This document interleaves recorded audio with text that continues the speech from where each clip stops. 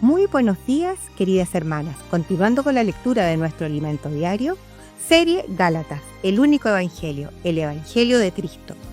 Título: La cruz, el hito de la dispensación de la fe. Autor: Pedro Dons. Día lunes, semana 2. Leer con oración. De manera que la ley ha sido nuestro ayo para llevarnos a Cristo a fin de que fuésemos justificados por la fe. Gálatas capítulo 3, versículo 24. Somos testigos de Cristo hasta lo último de la tierra. La presión de los que defienden la circuncisión para no ser perseguidos es el título del mensaje de esta semana. En la iglesia primitiva, bajo el liderazgo de Pedro, el número de cristianos aumentaba y sucedían milagros extraordinarios porque vivían llenos del Espíritu Santo. Por esta razón, había unidad y unanimidad en la iglesia.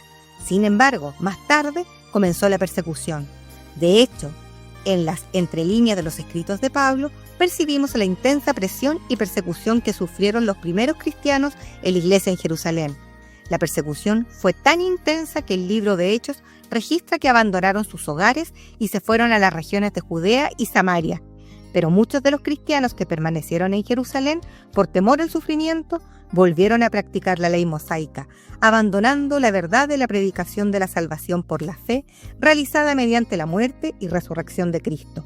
Esto cambió la naturaleza de la iglesia, que ya no perseveraba en la enseñanza de los apóstoles, ni recibía el poder del Espíritu Santo para llevar a cabo la obra de Dios.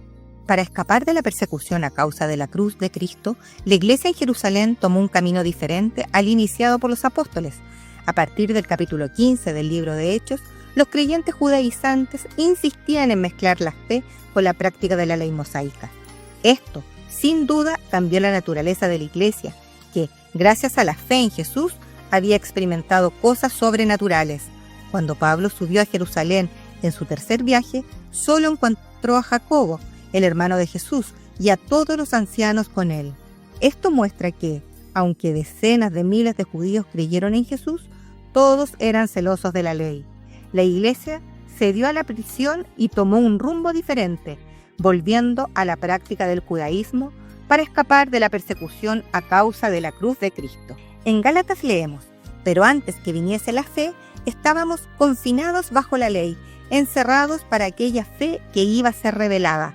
Es decir, antes de la llegada de la fe, antes que llegara Cristo, el pueblo de Israel estaba bajo la tutela de la ley, esperando la llegada de la fe que se manifestaría en el futuro. De manera que la ley ha sido nuestro ayo para llevarnos a Cristo a fin de que fuésemos justificados por la fe. Puesto que nadie es justificado por las obras de la ley, el pueblo de Israel estaba bajo la tutela de la ley, del ayo, para que cuando Cristo viniese, todos pudieran ser justificados por la fe. Pues cuando viniera la fe, ya no estarían sujetos al ayo, que era la ley. Esto significa que estar sujetos al ayo era temporal. Para comprender mejor este asunto, veamos el comienzo del libro de Hechos de los Apóstoles. Después de la resurrección, antes de su ascensión pública, nuestro Señor Jesús se apareció a sus discípulos durante 40 días, hasta el día en que fue recibido arriba, después de haber dado mandamientos por el Espíritu Santo a los apóstoles que había escogido, a quienes también, después de haber padecido, se presentó vivo con muchas pruebas indubitables, apareciéndoseles durante 40 días y hablándoles acerca del reino de Dios. Y estando juntos, les mandó que no se fueran de Jerusalén, sino que esperasen la promesa del Padre, la cual les dijo: oísteis de mí, porque Juan ciertamente bautizó con agua, mas vosotros seréis bautizados con el Espíritu Santo dentro de no muchos días. Prestemos atención a lo siguiente. Después de ser resucitado por el Padre, el Señor Jesús, antes de ascender al cielo, se apareció a los discípulos durante 40 días, hablándoles acerca del reino, el gobierno de Dios. Según el libro de Éxodo, Dios llamó al pueblo hebreo de Egipto, que era esclavo allí, para que fuera su propiedad personal, pues su intención era convertirlo en un reino de sacerdotes.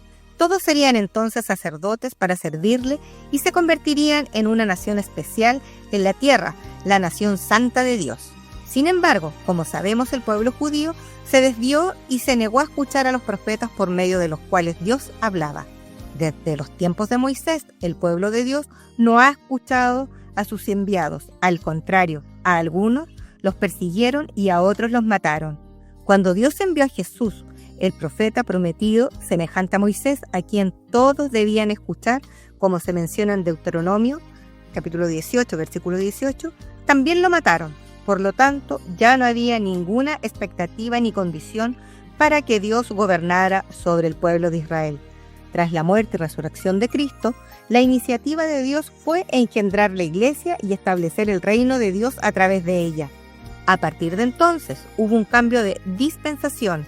La dispensación de la ley terminó con la venida de Cristo y comenzó la nueva dispensación de la fe, que es también la dispensación de la iglesia y del Espíritu.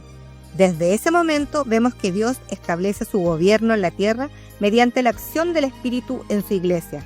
Esto indica que la gran expectativa de Dios es gobernar la iglesia y así regresar para gobernar la tierra.